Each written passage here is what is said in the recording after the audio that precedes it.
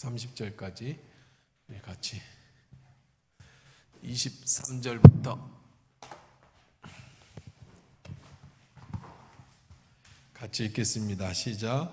너는 조각목으로 상을 만들되 깊이는 2규빗, 너비는 1규빗, 높이는 1규빗 반이 되게 하고 순금으로 싸서 주위에 금테를 두르고 그 주위에 손바닥 넓이만한 턱을 만들고 그 턱 주위에 금으로 테를 만들고 그것을 위하여 금고리 4셋을 만들어 그 4발 아래 4 모퉁이를 달되 턱 곁에 붙이라.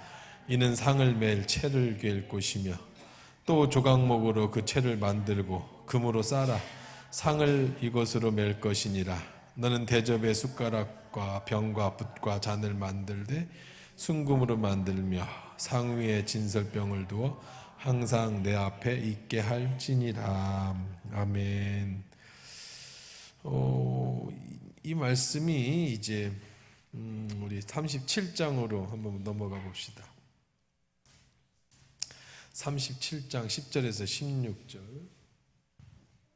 이 말씀을 이렇게 좀 올리니까 좀 더 줄이세요, 목숨. 자, 이거를 키우고 밑에를 줄이든지 안 올리게. 자, 상을 37장 10절부터 보면 똑같은 말씀입니다. 이것을 이렇게 만들으라고 했고 37장 10절에서는 그가 또 조각목으로 상을 만들었으니 길이가 2규빗, 너비가 1규빗, 높이가 1규빗 반이며 순금으로 싸고 자, 턱을 만들고 부었고 병과 순금을 만들었더라. 그래서 보여준 대로 만들었어요. 그래서 오늘 이 말씀 속에서 이 떡상의 의미 지난주에 이어서 같이 보겠습니다. 우리 지난번에 본 것처럼 떡상은 무슨 나무로 만들었다? 조각목. 조각목은 무슨 나무다? 아카시아 나무는 나무로 쓸 수 있는, 그러니까 가구로 쓸 수 있는 나무가 아니고 구부러졌기 때문에 조각이에요. 한 조각 한 조각을 붙여서 사용했어요. 우리 성도들도 각자 이렇게 흔하고 아무 쓸데없는 그냥 사막에서 자라는 나무지만 우리가 세상에 있는 우리를 하나님이 선택했어요. 여러분이 이뻐서 선택한 게 아니고 그냥 하나님의 은혜로 선택을 받은 거예요. 그리고 어떻게 해야 돼요? 이렇게 구부러진 나무가 이 사막에 이렇게 구부러져 있는 나무가 쓸만한 곳만 남기고 어떻게 해야 돼? 이건 잘라내야 뭐가 남아? 조각목이 남는 거예요. 여러분이 예수 안에 왔다고 해서 여러분 그대로 하나님 앞에 쓰임 받을 수가 없어요. 교회 와서 시험 들지 마세요. 아직 다듬어지지 않은 사람들이 많은 거야. 그건 여러분 책임져야 돼. 그냥 스스로. 교회에 착각하면 안 돼. 교회에는 뭐 착한 사람이 들어오고 뭐 교회는 뭐 문제 없는 사람들만 모이는 뭐 하나님 나라의 천국의 모형이다. 안 그래요, 안 그래. 여긴 죄인이 더 많아. 여기 와서 예수 믿고 뭐 하는 거예요?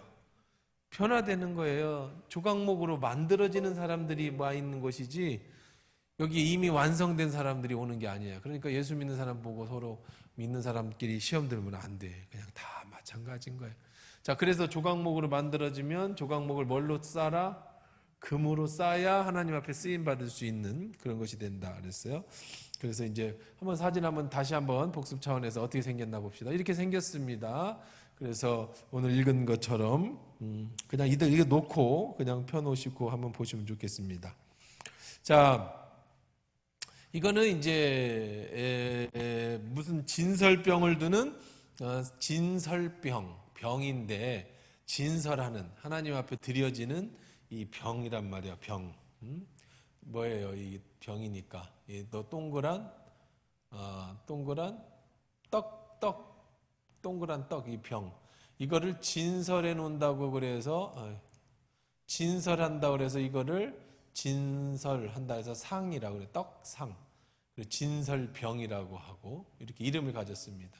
자, 여기는 이제 금으로 이렇게 조각목을 만들어서 금으로 싸고 여기 동그랗게 괴를 만들어서 이렇게 들고 다닐 수 있도록 상을 만들었고 턱을 만들어서 쓰러지지 않게 했습니다.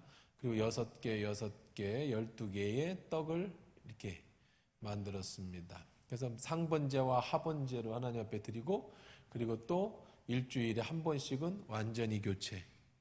나중에 한번 보도록 하겠습니다. 그리고 여기다 기름을 이렇게 넣고 그다음에 여기 숟가락이나 컵이나 이런 것들을 올려놨습니다. 이게 어디에 들어있는 거라고요? 지성소에 있어요? 성소에 있어요? 지성소에 있으면 안 돼요. 성소에 있지요. 지성소에는 뭐가 있어야 돼? 법궤만 있어야 돼. 법궤는 우리가 얘기했었습니다. 그래서 지성소에 들어 있습니다. 그래서 떡에 대한 얘기는 우리가 지난주에 떡 그러면 그냥 여러분들이 맞춰보자고 그랬죠. 자, 이 왜 이렇게 길게 우리가 그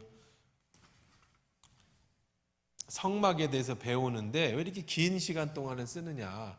그리고 여러분들이 성경을 읽다 보면 성경 통독을 하면 어디가 제일 힘드냐면 사람 이름 나오는 데가 힘든 게 아니야. 그럼 금방 가. 몇 장 안 돼. 어디가 힘들어요? 이게 출애굽 여기 나와서 힘들어. 이제 처음에 막 모세도 나오고 뭐 천지 창조하고 노아가 뭐 이렇게 배도 띄우고 뭐 모세가 출애굽하고 재밌거든요. 근데 어디 가서 이제 일독하다가 성경 통독하다가 멈추느냐면 사람들이 제일 많이 멈추는 데가 여기서 멈춰요. 어디? 뭐 만들으라는데 도대체 뭘 갖다가 작대기를 달고 거기다 순금을 싸고를 이거 뭐 25장으로 시작해갖고 막 계속 나오잖아요. 자, 왜 그러냐? 왜 성경이 정말 재미없는 것들을 이렇게 길게 만들어놨느냐? 이게 다 의미가 있는 거랬어요. 의미가. 근데 우리가 지난주에 얘기했죠. 우리가 그 구약에 무슨 의미냐라고 얘기할 때는 자, 뭘 얘기하면 다 답이다 그랬어요. 예수님을 얘기하면 다 답이야. 이건 뭘 의미합니까? 그럼 뭐라고 대답하면 다 맞아? 예수님을 의미한다. 왜 그래? 구약 성경 자체가 예수님이 오실 것을 예비해 놓은 책이 구약 책이니까 전부. 그리고 하나님이 지금 모세를 통해서 하나님의 나라를 이제 만들어 가는데 이걸 이렇게 긴 설명을 하면서 이렇게 꼭 만들으라고 한 이유가 있을 거 아니에요. 그래서 의미를 두면 되는데 저 떡의 의미 우리 한번 또 복습을 해보십시다. 우리 지난번 했던 부분을 또 조금만 더 나가는 거예요. 떡의 의미가 뭐예요? 떡의 의미 첫째는 예수 그리스도고 무조건 다 예수 그리스도랑 맞았다 그랬잖아요. 그 다음에 두 번째는 말씀이죠. 말씀. 사람이 떡으로만 살 것이 아니요 오직 하나님 입에서 나오는 말씀으로 살 것이다. 나는 생명의 떡이니 나를 먹고 마시는 자는. 자, 그렇게 떡이라는 것은 예수님 자신과 하나님 말씀을 상징한다고 그랬어요. 그렇죠?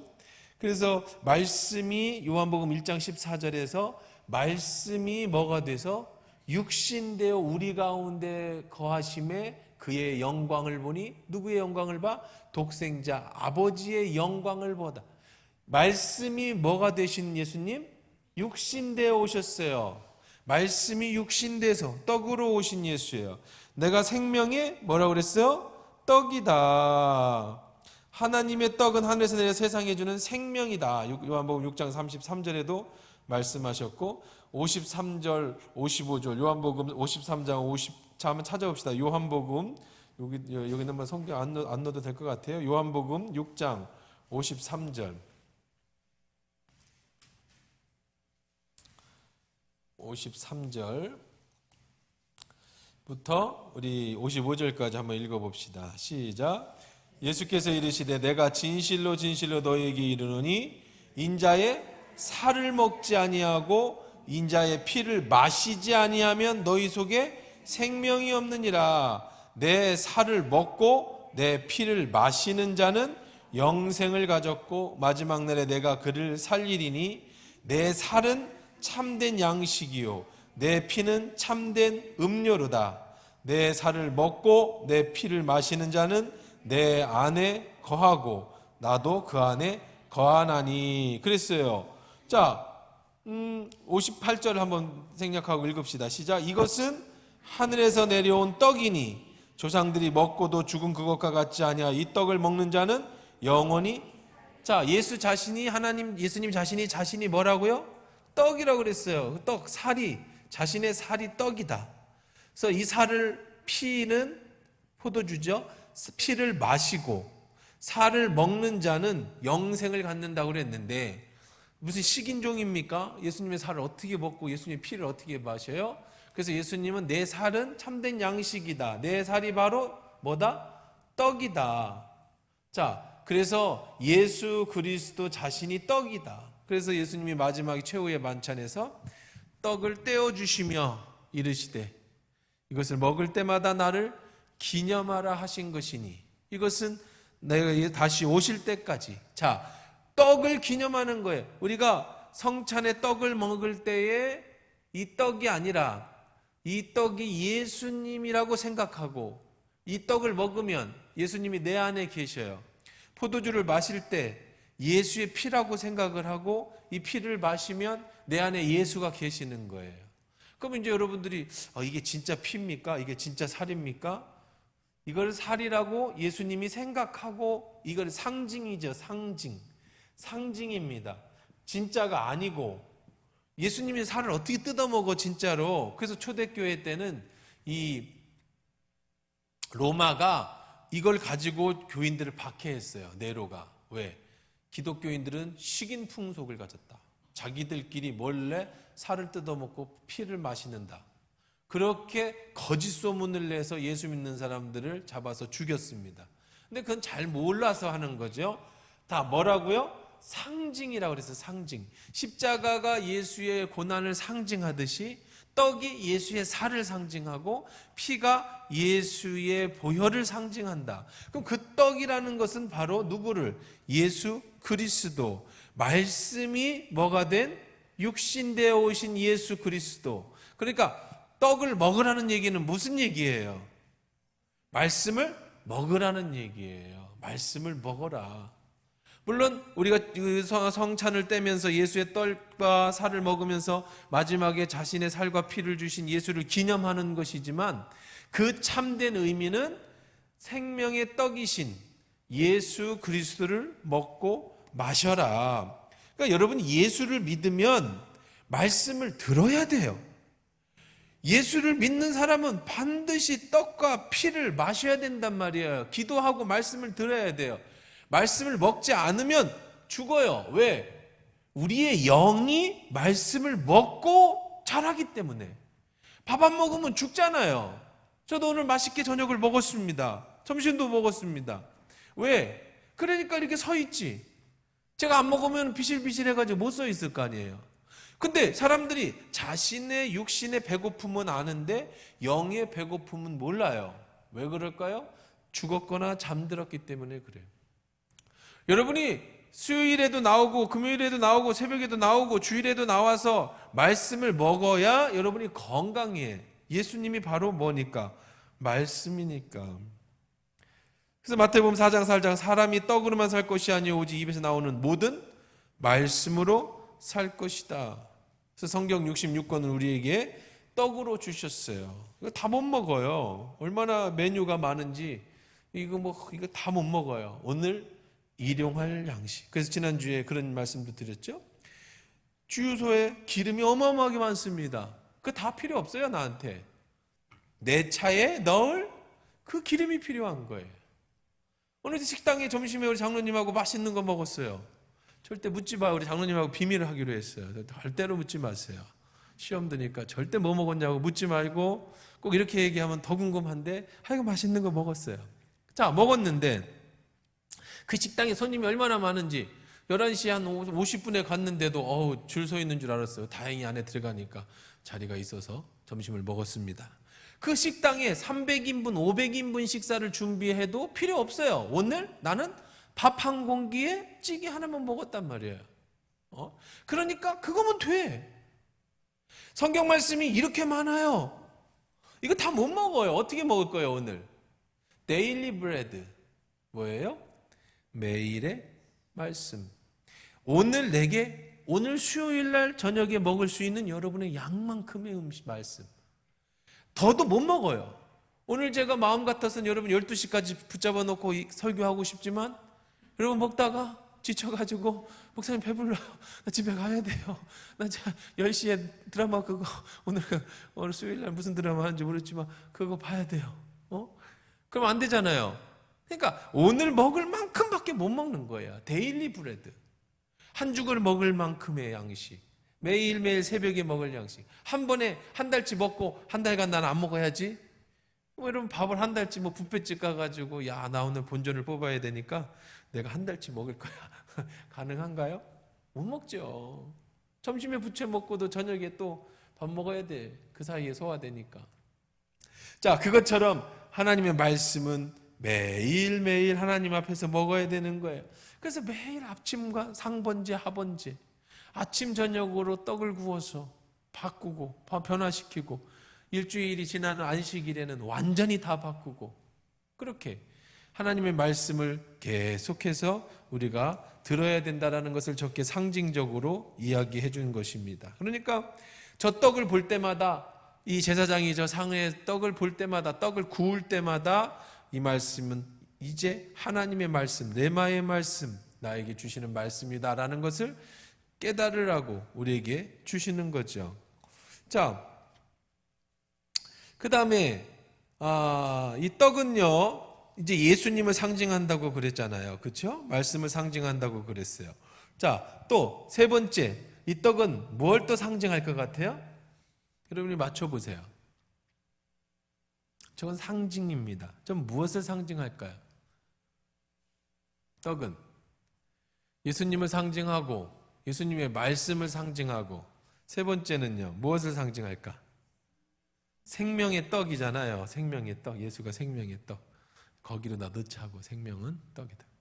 자, 예수님 세 번째는, 떡은 성도를 상징하는 거예요. 왜 그렇죠? 자, 우선 이 떡을 그냥 한 장 올려놔도 되잖아요. 그렇죠? 그다음에 뭐 10개 올려놔도 되고 뭐 100개를 올려놔도 되는데, 반드시 이 떡은요 몇 개를 올려놔야 되느냐? 몇 개를 올려놨어요? 여기 6개, 3개, 6개, 6개. 몇 개를 올려놨어요? 12개를 올려놨어요. 12개는 여러분들이 다 알듯이 뭘 상징하죠? 12지파를 상징하죠. 12지파. 12지파, 선민 이스라엘의 12지파 성도들을, 오늘은 이제 이스라엘의 선민은 구약시대 이스라엘 사람이라고 했다면, 바울은 할례에 대해서 얘기를 하죠. 할례와 비할례자. 할례는 마음에다 해라. 이제는 할례 받은 이스라엘만 선민이 아니라 하나님 앞에 선택받은 우리 모두가 다 하나님 앞에 선민이다. 그래서 우리는 이제, 옛날에는 이방인과 유대인을 구별했어요. 우리는 이방인이었습니다. 이방인은 왜 만들었냐고 물어보니까, 왜 만들었냐면 지옥에 땔감이 필요해서 만들었대. 그 정도로 아주 인종차별 정도가 아니라 아주 무시를 했어요, 유대인들이요. 왜냐하면 자기들은 하나님의 선택받은 12지파. 그러나 지금은 그렇지 않아요. 예수 그리스도가 오셔서 누구든지 예수 그리스도를 믿으면 하나님 앞에 선택받은 사람이 되는 거예요. 그래서 지금 이 12개의 떡은 결국은 뭐를 상징하게 되느냐? 오늘 우리에게 오셔서 우리를, 성도를 상징하는 겁니다. 자, 그러면 이 상징하는 어떤 의미가 있을까? 자, 우선 제일 중요한 것은 그래요. 아이고, 죄송합니다. 자, 요걸 이렇게 만들으라고 그랬죠. 요게 뭐라고 그랬어요? 자, 이게 다 의미가 있어요. 하나하나가 다. 요게 턱이에요, 턱. 턱을 왜 만들으라고 그랬어요? 떡이 떨어지지 않기 위해서. 근데 사실 이건 옮기는 거 아니에요. 물론 이제 성막을 옮길 때 이렇게 따라서 성막을 따라가지만, 제 이 부자재들이, 성막은 이제 구름 기둥이 지난번에 지성소에서 나왔죠. 지성소, 성소, 이거 벽돌, 이거 뭐야, 이게 조각목을 또 성소, 지성소로 씁시다. 여기가 성소, 지성소예요. 여기에 성소에 뭐가 있어요? 법궤가 있어요. 그렇죠? 시온좌. 법궤에 뭐가 있다고 그랬어요? 법궤에 또 이제 법궤 사진 한번 올려놔 봐요. 자, 법궤. 이거는 떡상이고, 법궤는 우리가 지난번에 했습니다. 근데 또 오늘 새로 오신 분들이나 이렇게 보기 위해서, 이게 법궤예요. 법궤. 이건 어디에 들어있다? 지성소에는 뭐만 들어있어요? 법궤만 들어있어요. 물론 요 궤짝을 열면 이 안에 법궤와 그러니까 10계명과 아론의 쌍난 지팡이와 모세의 그 만나가 들어있죠. 근데 이거는 이렇게 닫혀 있어요. 그리고 여기에 뭐라고 그랬어요? 여기에 속죄제, 시온좌, 속죄제. 왜 속죄제냐면 여기다가 피를 뿌리면서 속죄를 구하면 예수님 하나님이 용서해 주는 자리예요. 왜 여기 자리냐? 여기가 시온좌란 말이야. 좌석. 의자야, 의자. 누가 앉아 계신다고 상징하는. 하나님이 앉아 계시는 곳이라고요. 진짜 그래서 시온좌예요. 이스라엘 백성은 여기 하나님이 앉아 계신다고 생각했어요. 그 위를 누가 다 호위하고 있어. 천사예요. 이거 보기에 뭐 무슨 로켓 같이 생겼는데 이건 천사가 날개를 탁 접고 있는 금으로 다 싸서. 자, 이 여기에서 하나님이 계신다는데 눈에 안 보이잖아, 하나님이. 그렇죠? 근데 여기 계시면서 여기서 뭐가 올라오냐면 여기서 연기가 이렇게 올라와요. 또 여기서 뭐도 올라와요? 불도 이렇게 올라와. 어디에서? 여기에서.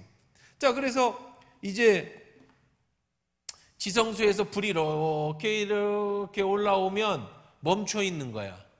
근데 이렇게 가서 이렇게 가면 어떻게 해야 돼, 이제? 자, 이동. 자, 이동하면 어떻게 해야 됩니까? 이거 어떻게 들고 다닐 거예요, 이거? 나중에 이제 우리가 지난번에 우리 법계를 배웠고 오늘 떡상을 배웁니다. 그 다음에 이제 촛대도 배워야 하고 뭐 여러 가지 또 배워야겠지만 그 다음에 어떻게 하느냐면 이거는 성막이에요. 성막. 그렇죠? 성막. 성전이 아니고 성막. 성전하고 성막은 뭐가 틀려요? 성막의 막, 천막이란 말이에요. 이건 이동식. 성전은요, 집이에요. 이동하지 않아. 누가 지었어, 성전은? 다윗을 통해서 솔로몬이 성전을 처음 졌죠. 그전에는 뭘 이용했죠? 성막. 왜 성막을 이동해야 돼? 이게 가면 움직여야 되니까. 막은 어떻게 해야 돼 또? 다 분해해야 돼, 분해. 그래서 다 뭐 쳤던 거 다 분해해가지고 그때 저기에다가 이렇게 들고 가야 됩니다. 자, 그럼 다시 옮겨보세요. 아까 걸로. 여기서 불기둥이 나오고 구름기둥이 나오면 이제 이동이야. 이제 저기로 떡상으로 가보세요. 자, 여기 가면 마찬가지로 이렇게 제사장이 둘이서 이렇게 지고 가는 이게 손이 괴가 있죠. 자, 움직이는데 사실 떡을 뭐 싸갖고 가지 떡 놓고 가지는 않을 거란 말이에요. 그러니까 굳이 여러분 밥상에, 여러분 밥 먹는 밥상에 이런 턱이 있습니까? 없습니까? 여러분 집 밥상에 있어요? 없죠. 왜 없어요? 누가 불편하게 제사상에다가 턱을 만들어요? 이건 만들지 않아요. 일반적으로도 만들지 않고 상식적으로도 만들지 않아요. 근데 이거는 그렇지 않고 이렇게 만들었어요. 왜 만들으라고 했을까요? 이것도 다 의미가 있고 상징이 있는 거죠. 자, 이스라엘 백성은 그걸 보면 다 알았어요. 우리는 배워야 하지만.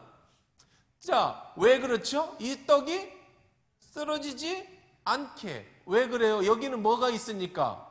뭐를 상징하는 거니까, 이 떡이? 성도를 상징한다고 그랬잖아요, 성도를. 공부를 잘 못하네. 여기 성도라고 내가 15분 전에 얘기를 했잖아요, 성도라고. 자, 여기 떨어지지 말라고. 예수님이 떨어지지 않은 건 아닐 거 아니에요, 그렇죠? 말씀이 떨어지지 않는 건 아닐 거 아니에요. 뭐가 떨어지지 말라고? 성도가 떨어지지 말라고. 어디 안에 있어야 돼, 항상. 이 떡상 안에 있어야 돼. 이 떡상은 다시 말하면 예수님을 상징하고 하나님 말씀을 상징한다고 그랬잖아요. 또 이 떡은 뭘 상징한다고 그랬어요? 우리 성도를 사랑한다고 그랬잖아요. 다 어디 안에 있어야 돼? 요 테두리 안에 있어야 돼. 이 테두리는 뭘까요? 이 테두리가 뭘까요? 교회? 성전? 네, 다 맞죠. 하나님이죠, 하나님. 우리는 하나님 안에 있어야 돼. 이게 떨어지면 안 돼. 성도가 바깥으로 떨어지지면 안 돼. 참 얼마나 감사합니까? 누가 이렇게 떨어지지 않도록 보호해줘요? 하나님이 보호해 주셔요. 이스라엘 백성은요, 법으로 이스라엘 백성은 어떻게 집을 짓느냐면요, 이제 나무를 석가래를 이렇게 댑니다. 그리고 이제 돌로 이렇게 집을 짓지요. 그 다음에 이제 벽돌이 아니라 이렇게 돌로 짓고 석가래를 댄 다음에 또 위에다가 나무 석가래를 댑니다. 그래가지고 뭐를 만드냐면 지붕을 만들어요. 이렇게 평범한 지붕. 이스라엘 사람들은 왜 이렇게 지붕을 만드냐면 비가 안 와요. 사막 기후라. 우기 때만 비가 올 때만 비를 조심하고 나머지는 뭐 그냥 평범. 그 다음에 여기를 어떻게 하냐면 계단을 만들고 여기는 옥상입니다. 옥상. 여기는 옥상이에요. 일반 집들이 이렇게 지었어요. 그리고 그러면 이 옥상에 난간을 이렇게 만듭니다. 떨어지지 말라고. 그러면 여기 옥상에서 뭐 하는 거냐면 목욕도 하고 더우면은 거기서 겨울에는 거기서 잠도 자고 그 다음에 뭐 곡식 같은 것도 말리고 이렇게 해요. 옥상에. 그러니까 여러분들 다윗이 성전으로 성벽을 그걸 돌리다가 우리 안에 밧세바가 목욕하는 걸 봤다 그러잖아요. 여러분 생각하기에 무슨 뭐 남의 집 그 목욕탕 이렇게 문 열고 봤다거나 아니면은 뭐 이렇게 집이 높은 데서 유리창 너머로 이렇게 본 게 아니고 어디서 목욕을 하고 있었어요? 옥상에서 목욕을 했어요. 그러니까 일반적으로 옥상에 턱이 있기 때문에 이렇게 봐가지고는 사람들이 잘 안 보여요. 그러니까 그리고 굳이 여기서 다 이렇게 목욕을 해 이스라엘 사람들은요. 그러니까 이렇게 보려고 하지 않습니다. 누가 그 대놓고 보면 이스라엘 사람들은요 법보다 무서운 게 있어요. 그게 뭐냐면 체면이에요. 체면. 이스라엘은 체면이 법보다 무서워요. 그러니까 그럴 수밖에 없는 거예요. 왜 그럴 수밖에 없냐면 이 사람들은 태어나서 거기서 죽거든요. 그러니까 태어나서 죽을 때까지 맨날 보는 사람들이에요. 그 동네 사람들. 그러니까 거기에서 우리도 시골도 그러죠. 거기서 누구네 집에서 뭐 전원일기 보세요. 뭐 개똥이네 뭐 하나 나면 그냥 뭐 다 난리 나가지고 뭐 소문 나고 난리. 그걸 굉장히 무서워하는 이스라엘 사람들의 그거예요. 왜냐하면 같이 지파별로 모여 살거든요. 자, 그러니까 안 쳐다봅니다. 그런데 다윗이 어디에서 살았냐면 성 위에서 살았어요. 성 위에. 여기가 다윗의 집이었어요. 그러니까 성을 거닐다가 이렇게 내려다 보니까 성 안에 있는 집의 옥상에서 어떤 여자가 목욕을 하고 있는 걸 보았단 말이에요. 그래서 누구냐 데려와서 간음을 하게 됩니다. 자, 이 얘기 무슨 얘기를 하고 싶었느냐면 이때도 율법으로 반드시 모든 집에는요 법으로 몇 센치 몇 미터 이상 되어지는 난간을 세우도록 뭘 해놨느냐? 율법으로 정해놨어요. 율법으로. 만약에 난간을 허술하게 세웠다든가 아니면 난간을 없앴다가 사람이 떨어지면 이 사람은 살인죄로 이 주인이 기소될 수 있어요. 그래서 이 주인이 몸값을 물어주든지 아니면 주인이 죽을 수도 있어요. 눈에는 눈, 귀에는 귀, 이에는 이. 이런 그 율법입니다. 자, 그러면 왜 이제 나중에 이제 이 선지서에도 그런 얘기가 나와요. 하나님이 무엇을 보호하기 위해서 난간을 지었느냐? 이 집을 보호하기 위해서가 아니라 이 집에 있는 사람을 보호하기 위해서. 율법은 사람을 보호하는 법이에요. 율법은 백성을 사랑해서 주신 하나님의 법이에요. 이거를 바리새인들이나 대제사장이 자기들 걸로만 이용해버리고 그렇게 못하는 사람을 정죄해서 죄인을 만들어버려서 그런 거지 율법 자체는 좋은 거예요. 하나님이 왜 율법이라는 좋은 것을 주셨는데 그냥 그렇게 살면 돼요. 근데 그것을 이용하는 게 나쁜 사람들이 있는 거죠. 자, 똑같습니다. 그 생각을 가지고 보세요. 하나님은 얼마나 좋으신 분이냐면 여기에 난간을 두어서 떡이 흘러내지 못하도록 막아주셨어요. 여러분의 인생에서 사단이 여러분을 침범하지 못하도록 여러분이 신앙생활하다가 떨어지지 않도록 하나님께서는 늘 여러분들을 뭐하고 계시느냐? 저렇게 보호하고 계시는 거예요. 저 안에만 있으면 하나님이 뭘 해주신다? 책임져 주신다. 또 반대로 이렇게 생각하시면 됩니다. 이게 성도라고 얘기했죠. 성도. 그러니까 성도는 이 안에서 살 때에 하나님의 보호함을 받을 수 있고 반대로 또 얘기하면 하나님의 불꽃 같은 눈으로 여러분을 다 지켜보고 계시다라는 얘기도 되는 거예요. 그럼 또 여러분이 두려워합니다. 그럼 하나님이 내 죄 짓는데요. 내가 음란하게 생각하고요, 음란하게 행동하는데요, 그것도 다 보고 계시면 무섭다 그래. 근데 자, 잘 보세요. 애들이 여러분의 자녀가 중고등학교 사춘기에 뭐 문제를 일으키기도 하고 뭐 죄를 뭐 여러 가지 잘못을 저지르는데, 여러분이 그래도 가출 안 하고 여러분이 있는 데서 문제를 저지르는 게 좋아요? 귀찮고 신경 안 쓰니까 나가가지고 너 이렇게 하려면 나가서 나 안 보는 데 가서 해라. 뭔 짓을 하든지. 그리고 있다가 별일 없으면 집에 와서 아버지 괜찮아요, 잘 살고 있어요. 그러다가 또 나가서 별쇼를 하든, 감옥에 가려면 가서 가든 하든 뭘 하든 하다가, 그런 부모가 있으면 참 힘들겠죠. 그 부모도 굉장히 아마 그 애하고 너무 실망을 많이 해서 그러진 않을 거예요. 여러분의 자녀가 잘못해도 어디 안에 있어야 해결해 줘? 내 품에 있어야 해결해 주잖아요. 사고를 쳐서 합의를 봐도 내 안에 있을 때 합의를 보고, 잘못해서 부모님 모셔와 그러면 왜 모셔오라고 그래? 가서 부모가 필고 어떻게든 잘못됐다고 해서 이제 그것을 없애주는 보호자가 있는 게 좋은 거잖아요. 그러니까 여러분이 내가 하나님이 불꽃 같은 눈으로 보고 계시니까 나는 하나님을 떠나야지, 그게 탕자 얘기잖아요. 아버지 불꽃 같은 눈으로 보고 이 안에 있으니까 그냥 힘들어. 여러분이 신앙생활 하는데 수요일 날도 나오라 그래, 금요일 날도 나오라 그래. 저는 안 그래요. 뭐 어떤 사람이 있다고 그래요. 저는 성도들한테 그렇게 나오라고 안 해요. 근데 요즘 나이가 들어서 좀 더 생각해 보려고 그래. 캐릭터를 바꿔볼까.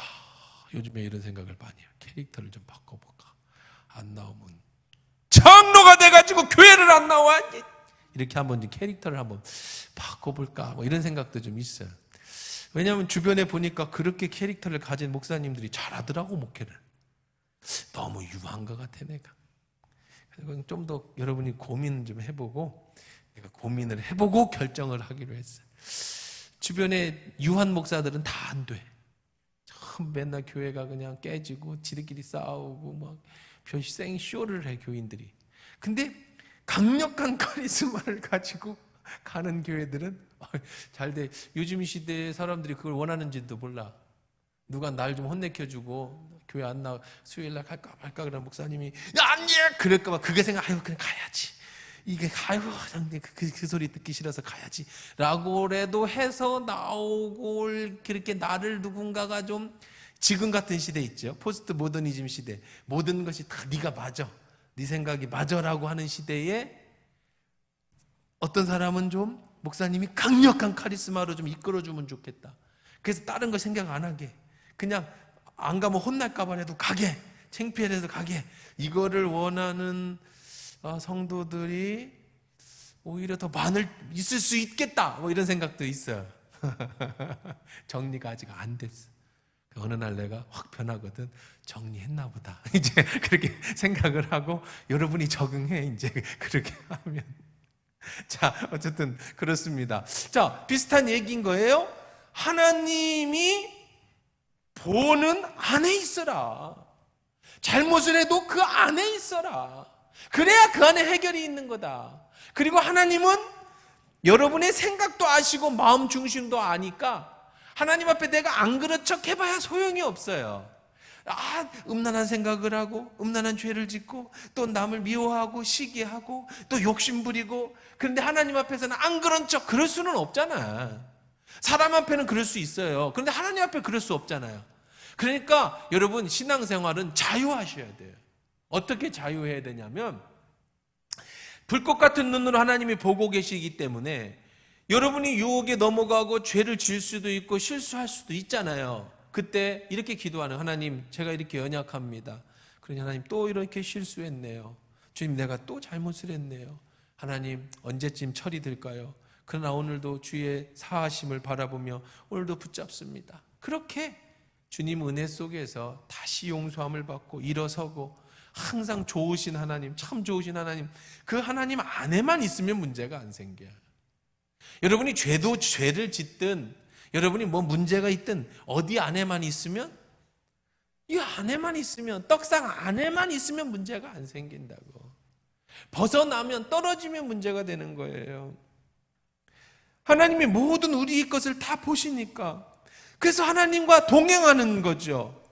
여러분이 직장에 가든, 여러분이 학업에 가든, 어디를 가든 늘 하나님과 동행하는 것. 그리고 제일 좋은 영성이, 최고의 영성이 뭐라고 그랬어요? 여러분이 40일 금식하는 게 최고의 영성입니까?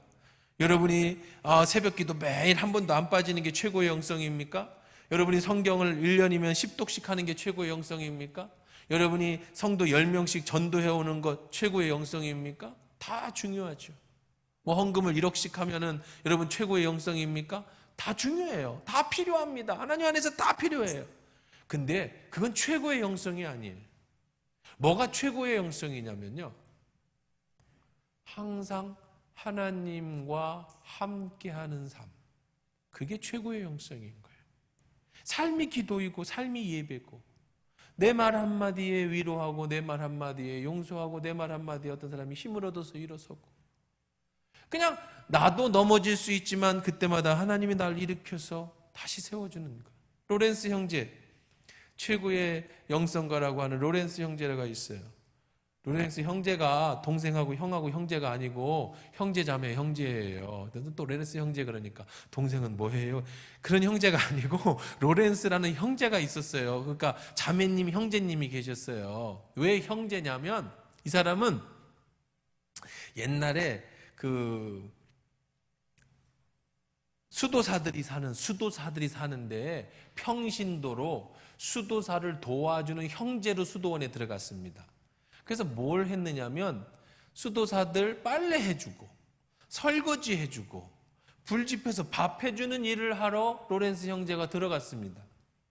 그런데 지금까지 이 기독교 역사에서 천주교든 구교든 우리가 천주교에서 나온 거니까 우리 영성, 기독교 영성을 얘기할 때 뭐 프란치스코도 있지만 그래도 사람들이 최고의 영성가 하면 로렌스 형제를 얘기를 합니다.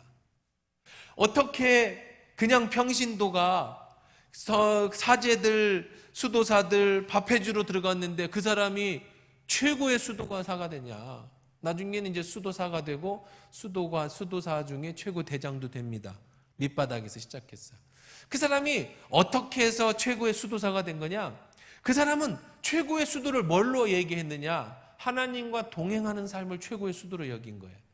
금식하고 무슨 노동하고 이런 거를 통해서 도를 닦은 게 아니라 수도사, 도 닦는 사람들이에요. 옛날에 하나님 말씀을 더 알고 싶어가지고 그냥 산속에 들어가서 살던 시절이 있었어요. 그 나라가 전체적으로 기독교 국가니까 돈을 대준 거죠. 불교식으로 말하면 그냥 산에서 도 닦는 스님들이 된 거네요. 그런 시절이 있었어요, 옛날에. 그런데 그 사람은 뭘 얘기를 했느냐? 형제가 돼가지고 수도사들을 설거지를 하면서 하나님과 대화를 해요. 빨래를 하면서 하나님과 대화를 해. 그러니까 나중에는 영의 세계가 열려서 하나님하고 친밀하게 그분하고 계속 깊은 관계를 유지하니까 모든 수도사들이 다 그 앞에 가서 무릎을 꿇는 거예요. 수도사들은 도 닦는데 이 사람은 설거지하면서 노동하면서 하나님과 대화하는, 그게 로렌스 형제입니다. 마찬가지인 거예요. 수도사들이 산에 가서 도 닦는 게 도가 아니고 그게 영성이 아니고, 여러분이 산에 가서 가끔 그런 분들이 계세요. 목사님 어디 기도원을 좀 다녀오고 싶은데요. 다녀오세요.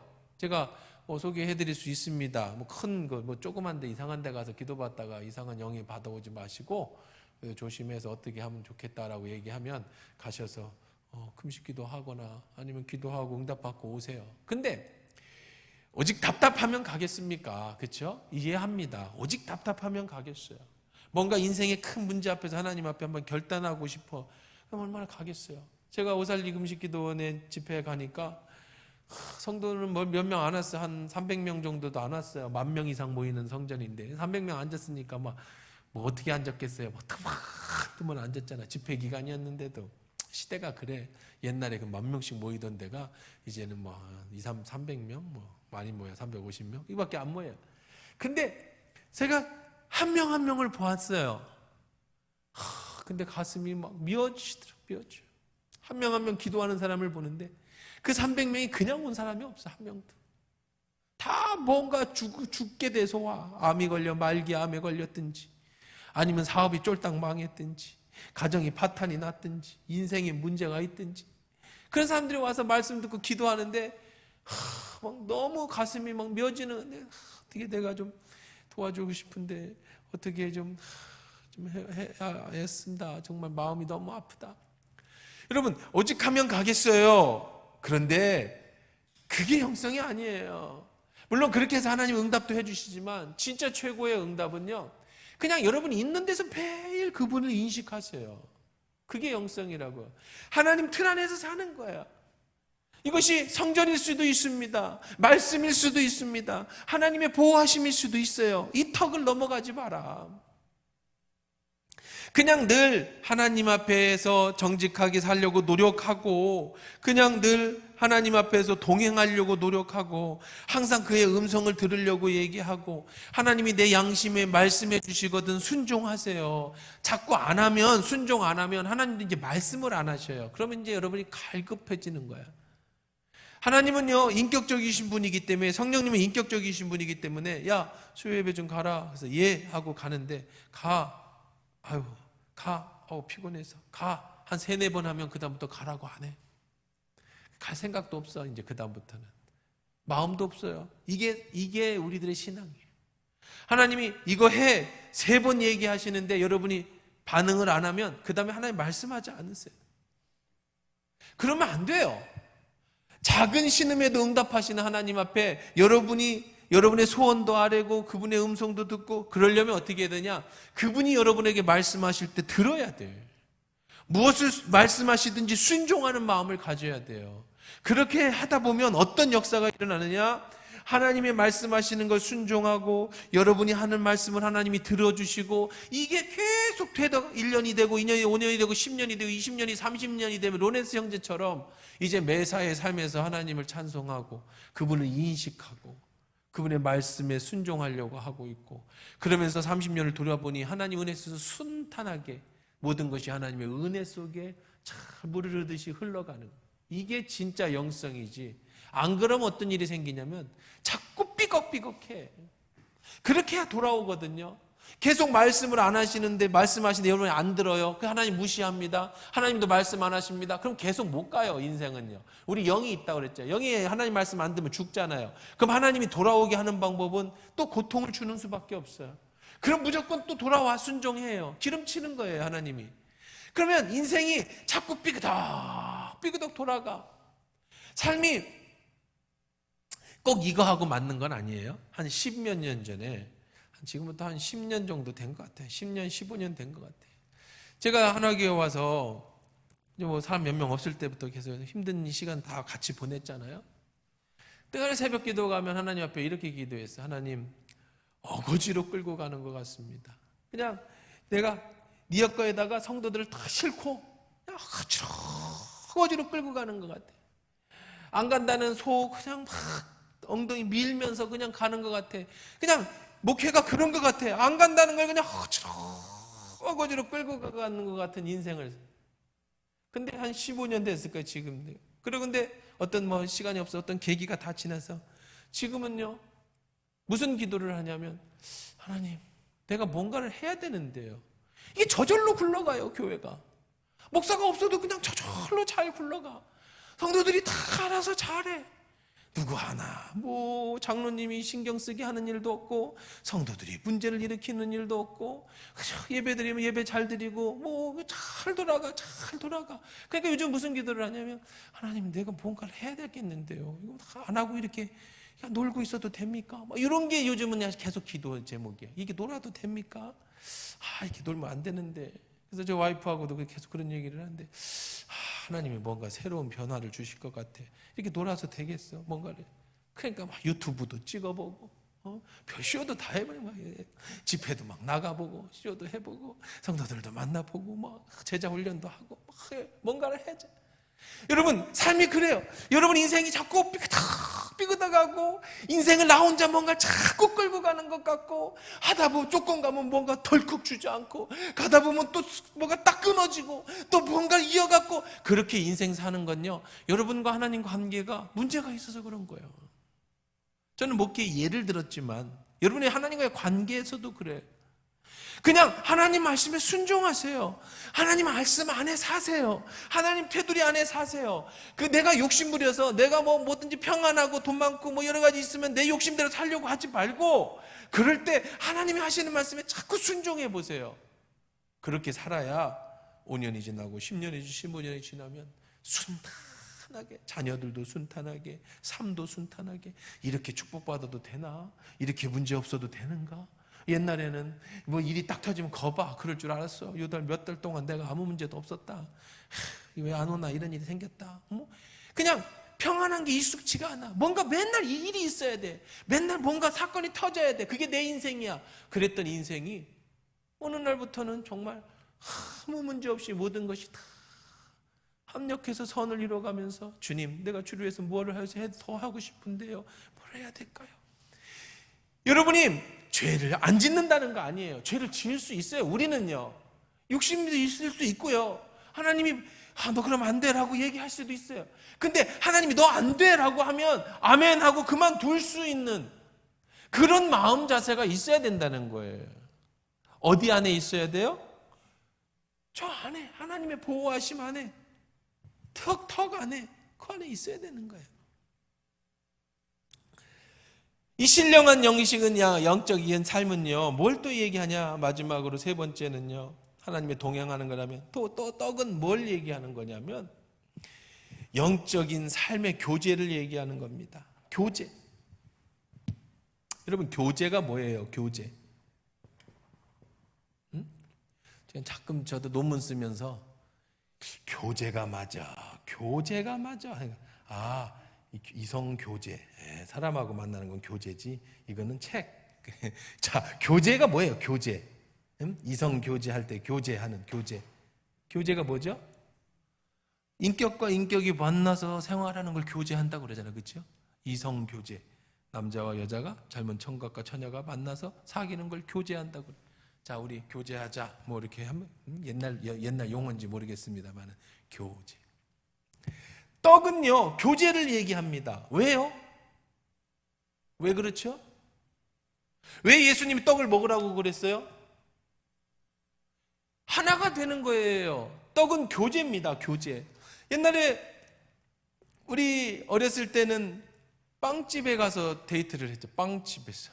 그렇죠? 빵집 가서 데이트했는데, 빵집도 갔다 오면 괜히 소문나고 그래서 빵집도 잘 못 가고, 여러분도 잘 모를 거예요. 고등학교 다닐 때 저는 이렇게 빵집도 가고 그랬어요. 옛날 빵집 가는 애들은 좀 안 좋은 애들이, 요즘 애들 같이 빵집 가는 애들은 안 좋은 애들. 그때는 다방밖에 없던 시절이니까, 커피숍 없던 시절이니까. 왜냐면 그 빵집 가면 누구하고 누구 만나? 남자하고 여자하고 데이트하고 만나잖아요. 미팅도 하고. 그러니까 거기 가는 애들은 좀 안 좋은 애들. 기껏해야 빵하고 우유밖에 안 먹는데 그래도 거기 가는 거죠. 그러면 빵집에 왜 가? 빵 먹으러 가? 응? 빵집에 빵 먹으러 가? 왜 가는 거예요? 여자 만나러 가는 거잖아. 남자 만나러 가는 거잖아요. 빵집 가서 교제하는 거잖아요. 그러다가 이제 저 중학교 2학년 때인가 3학년 때인가 롯데리아라는 게 생긴 거예요. 청주에. 그전까지는 빵집밖에 없다가 우리 반 애가 롯데리아 사장 아들이었어. 한 번도 안 사줬어. 그냥 걔 그렇다는 것만 알았지 시내에 롯데리아라는 게 생겼어요. 롯데리아 생긴 지가 그러니까 한 35년 정도 된 것 같아. 좀 오래된 얘기예요. 롯데리아가 진짜 오래됐어요. 롯데리아가 생겨가지고 거기는 조금 빵집에 가면 이상하게 봤는데 롯데리아에 가면 사람들이 부잣집애로 봤어. 희한하지? 왜 같은 햄버거하고 콜라를 먹는데 롯데리아를 가면 어깨를 이렇게 쭉 펴고 학생들이 나 롯데리아 간다 막 그러고, 그러면 사람들이 우와 부자다 이랬는데, 빵집에 간다 그러면 저 까부는 날라리 이상하게 봤네. 빵이나 햄버거나 그건데 내가 지금 생각할 때는 희한하네. 자, 빵집에 빵 먹으러 가는 게 아니죠. 우리 뭐 하러 간다 그랬어요? 빵집에는요, 연애하러 가는 거예요. 연애하러. 왜요? 사람은 교제하려면 뭐 해야 돼? 먹어야 돼. 친해지고 싶으면 자꾸 먹어야 돼. 누구하고 친해지고 싶으면 자꾸 먹어야 돼. 먹으면요, 왜 친해지는지 아세요? 왜 친해져요? 먹는데. 먹으면 기분이 좋아지잖아. 먹는데 기분 나쁜 사람이 있으면 막 열받으면서 난 먹으면 열이 안 되죠. 먹으면 기분이 좋아지잖아. 그러면 상대도 어떻게 돼 보여? 좋게 보이잖아요. 그러니까 데이트는 자꾸 먹어야 돼. 배고픈데 데이트하면 해봤어요, 연애? 싸워요. 내가 해보니까 주로 연애할 때 싸우는 건 배고프면 싸워. 그래서 무조건 연애를 하기 전에 우리 총각들 연애하기 전에 먹고 해. 그래야 기분이 좋아지. 쇼핑도 그런데요, 여러분, 먹고 가면 살 게 없어. 이것도 있고 저것도 있고. 배고픈 데 가면 이것도 사고 저것도 사고, 음식도 반찬도 그렇지만 뭐 옷도 이뻐 보고 저것도 사고 싶고 저것도. 왜? 뭐 하니까? 속이 허전하니까. 그래서 여러분, 백화점에 뭐 이렇게 과소비 안 하고 싶으면 우선 먹어. 남자들이 여자 좋은 거 비싼 거 안 사주고 싶으면 먹여. 그리고 가. 그럼 배불러서 뭐 좋은 옷도 별로 안 좋아 보이고 뭐 먹고 싶은 거. 떡은요, 교제예요, 교제. 우리가 하나님의 12지파로 떡상에 올려졌다라는 건 세 번째는 뭘 얘기하냐면 하나님과 나의 영적 교제를 얘기하는 거예요. 기도에는 하나님과 우리는 어떻게 영적으로 교제하죠? 예배하죠, 기도하죠, 말씀 듣죠, 찬양하죠, 전도하죠, 봉사하죠, 감사하죠. 창세기 5장 24절입니다. 찾아봅시다. 창세기 5장 24절.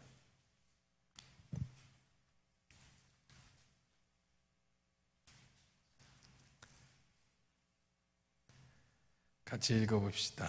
창세기 5장 24절. 시작.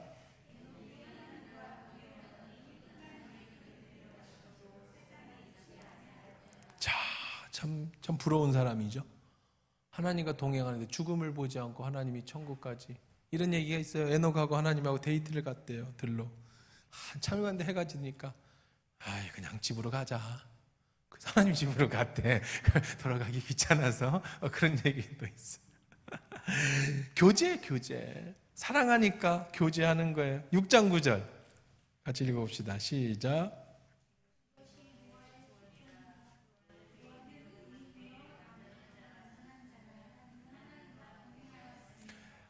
그 사람은 동행한 사람이었어요. 하나님 앞에. 그랬더니 그를 완전한 자다고 얘기했어요.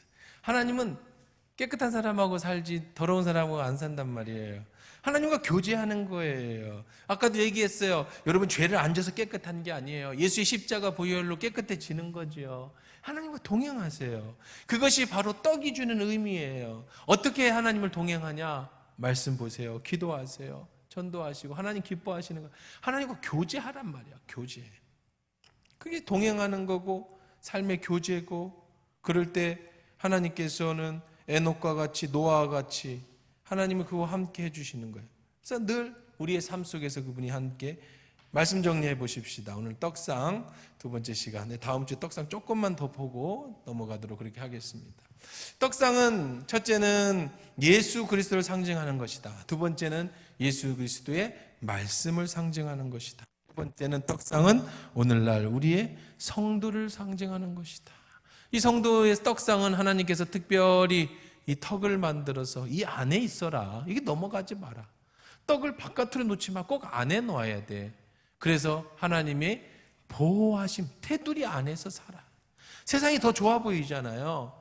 여기 벗어나면 더 좋을 것 같잖아요. 탕자가 그래서 집 밖에 나갔는데 돌아오는 거는 고난뿐이 없었어요.